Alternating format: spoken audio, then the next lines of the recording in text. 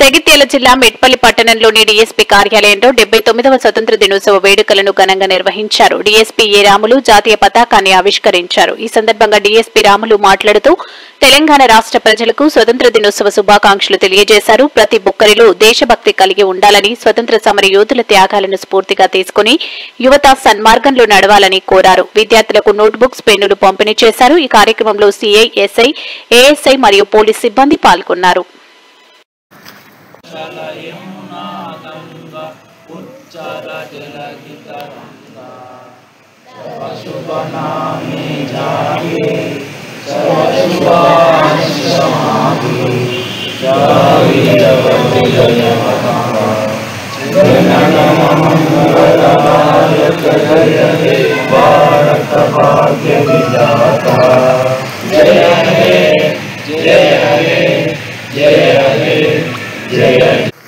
స్వాతంత్ర అందులో బాపూజీ, మన మహాత్మా గాంధీ గారు, డాక్టర్ బిఆర్ అంబేద్కర్ గారు.